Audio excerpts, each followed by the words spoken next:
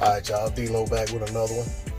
So, I've been thinking, there was so much of an outcry once the arbitration was ruled in Deontay Wilder's favor, and even before, about how important Undisputed at heavyweight was and how that should be what everyone wants, and then anything else is secondary behind that as far as the heavyweight picture goes, including a man's contract being honored for a fight in which he deserves, in which he basically guaranteed by having it put in the paperwork should he have lost the fight that he did lose.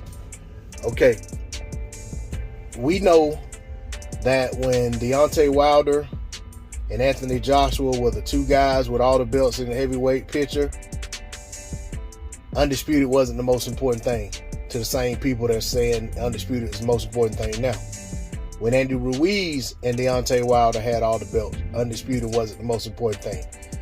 Undisputed only became the most important thing in the heavyweight picture to mainstream media when Deontay Wilder no longer held that WBC title. So I have to wonder now that Deontay Wilder is guaranteed his shot at Fury for a chance to regain his belt, and Anthony Joshua is supposed to defend against Usyk or not. But I want to know where did all of the demand for Undisputed go, and why is there not a demand that something gets worked out pending the outcome of these fights, that the winner of Tyson Fury versus Deontay Wilder, or Deontay Wilder versus Tyson Fury, however you want to phrase it, gets an offer to fight Anthony Joshua should Anthony Joshua beat Usyk. They could present both guys with whatever offers they have. It's contingent upon them winning their fight, and it's contingent upon AJ winning his fight.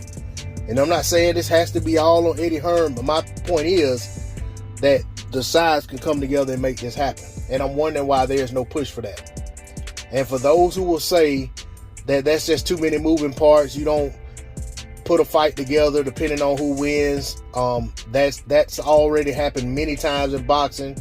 One of the most notable recent fights, you could go to Triple G and Canelo. Canelo had to win his fight. They already had made the deal with Triple G. Once Canelo got the win, Triple G, they started playing Triple G's theme music, and he walked into the ring.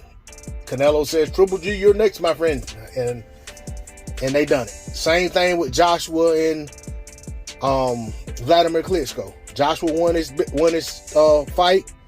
They brought Klitschko in the ring and announced the fight.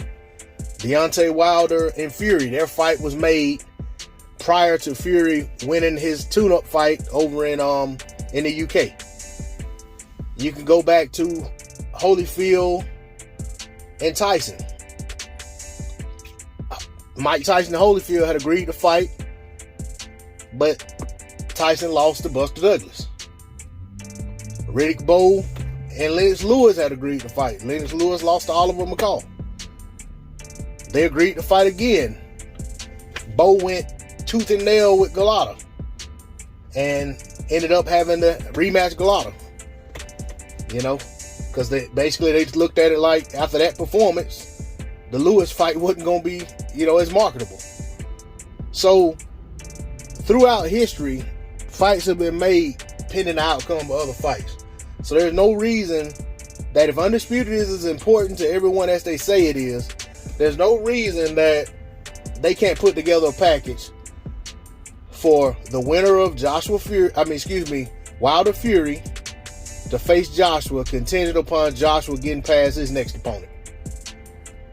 So I'm eager to see if anything like that happens, or if Deontay Wilder wins, or Tyson Fury wins, or whoever wins in their bout, and Joshua wins his bout, or however it plays out, or we back at square one to where it's, Undisputed ain't that important, this person isn't big enough, this isn't that, and all. Are we gonna go back to that, or are we gonna get on with the business of making an Undisputed bout in the heavyweight division, because after all, undisputed at heavyweight is the most important thing in boxing, according to the people who had a problem with Deontay Wilder getting this trilogy fight.